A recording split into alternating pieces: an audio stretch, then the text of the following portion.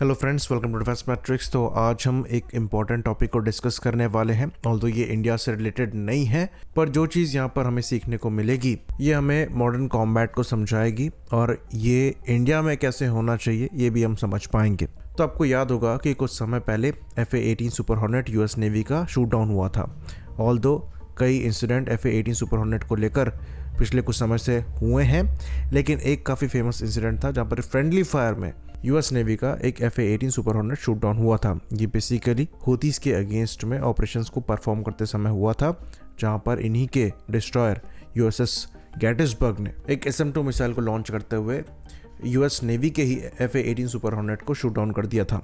वहाँ पर ये एयरक्राफ्ट शूट डाउन हुआ था, पर जो पूरी बात है वो ये है कि ये अकेला एयरक्राफ्ट टारगेट नहीं हुआ था, बल्कि एक और FA-18 सुपर हॉर्नेट को निशाना बनाया गया था, लेकिन वो बच गया था क्योंकि उस हॉर्नेट के पायलट ने चूज किया एयरक्राफ्ट से इजेक्ट ना करना और मिसाइल को वो इवेट कर पाए थे। तो ये इंसिडेंट रेड सी में हुआ था और यहाँ पर यूएस नेवी का USS हैरी एस ट्रूमैन जो एयरक्राफ्ट कैरियर है डिप्लॉयड था और उसमें VFA-11 स्ट्राइक फाइटर स्क्वाड्रन जो है डिप्लॉयड था, जिसके ये FA-18 सुपर हॉर्नेट थे। तो अब सवाल यहाँ पर ये उठता है कि इतनी एडवांस नेवी और इतने एडवांस प्लेटफॉर्म्स और फिर भी फ्रेंडली फायर का इंसिडेंट हो जाता है, तो क्या यूएस नेवी प्रोफेशनल नहीं है? क्योंकि फ्रेंडली फायर के इंसिडेंट बहुत ज़्यादा सीवियर होते हैं। ब्लू ऑन ब्लू हिट जो है ये बहुत सीरियसली लिया जाता है और ये सब कुछ फुल फ्लेज्ड वॉर में नहीं हुआ है, बल्कि आप हूतीस के अगेंस्ट में लड़ रहे थे जो आप पर रॉकेट्स और मिसाइल्स फायर कर रहे थे। तो अब एक रिपोर्ट निकलकर सामने आई है जहां पर ये खुलासा किया गया है कि एक्चुअल में क्या हुआ था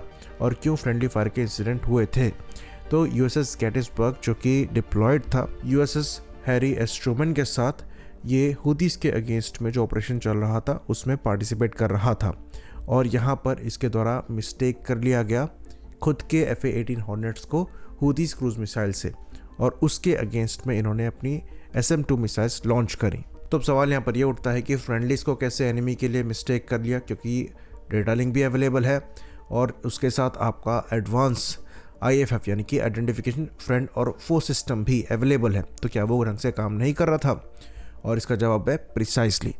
ये इशू आया है और इन्वेस्टिगेशन में ये पता लगा है कि जो लिंक 16 डेटा लिंक है और जो एडवांस IFF सिस्टम्स हैं, ये दोनों ही USS गेटिसबर्ग के ढंग से काम नहीं कर रहे थे और ये इस इंसिडेंट के समय ही नहीं हुआ है, बल्कि ये पहले से हो रहा था। इशू यहाँ पर ये आ गया कि इस इशू को ढंग से रेज नहीं किया गया और इसी की वजह से ये अपनी फ्रेंडली प्लेटफॉर्म को पहचान नहीं पाए और उनको इंगेज कर दिया।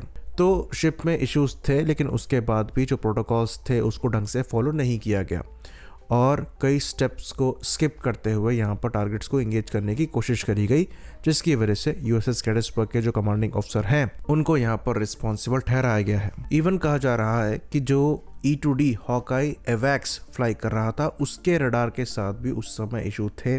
साथ में जो गेटिसबर्ग का SPY-1 रडार था, इसकी भी कवरेज को रिड्यूस किया गया था एंगेजमेंट से पहले, क्योंकि MS-60R सीहॉक हेलीकॉप्टर की लैंडिंग होनी थी।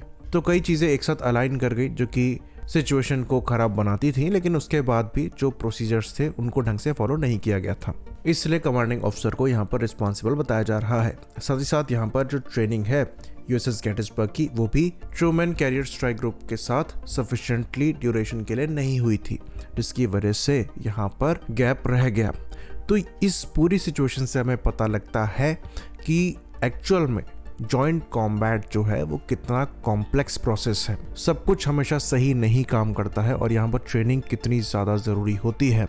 तो ये चीज़ हमने पहले भी एक्सप्लेन करी है कि जो मॉडर्न कॉम्बैट है ये पहले से ज़्यादा कॉम्प्लेक्स होते चला जा रहा है, जिसके अंतर्गत डेटा लिंक काफ़ी ज़्यादा इंपॉर्टेंट हो गए हैं। रोबस्ट IFF सिस्टम आपको चाहिए, साथ में जो प्रोटोकॉल्स हैं उन पर भी काम करने की रिक्वायरमेंट है और उसके बाद फिर ट्रेनिंग आपकी आती ही है।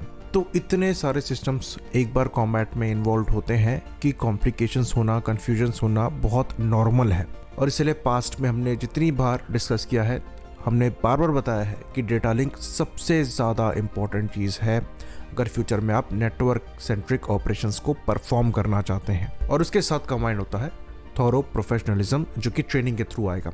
तो जितना जल्दी आप इनको अडेप्ट करेंगे उतना ज़्यादा बेहतर रहेगा, क्योंकि आप अपनी ट्रेनिंग पर काम कर पाएंगे और इसलिए बहुत ज़रूरी है कि इंडियन आर्म्ड फोर्सेस, यहाँ पर हम खाली एयरफोर्स, आर्मी या नेवी की बात नहीं कर रहे हैं, एक स्टैंडर्ड अपनाए डेटा लिंक को लेकर, क्योंकि अभी सब अपनी अपनी डायरेक्शन में चल रहे हैं। तब जाकर आप फ्यूचर में नेटवर्क ऑपरेशंस को परफॉर्म कर पाएंगे। और ये डिफरेंट ओरिजिन के जो आप वेपन परचेज करते हैं उनके साथ चीज़ों को कंबाइन करना मुश्किल हो जाता है, इसलिए आपके जो इंडिजिनस वेपन्स हैं वो प्रेफर किए जाते हैं। और इसीलिए कहा जाता है कि फ्यूचर में जो इंडिजिनस वेपन्स हैं वही आपके लिए एक इम्पॉर्टेंट रोल प्ले करेंगे। जो इम्पोर्टेड वेपन्स हैं वो गैप फिल कर सकते हैं, पर लॉन्ग टर्म सस्टेनमेंट के लिए वो तब तक कारगर साबित नहीं होंगे जब तक आपके पास उनका पूरा कंट्रोल नहीं है।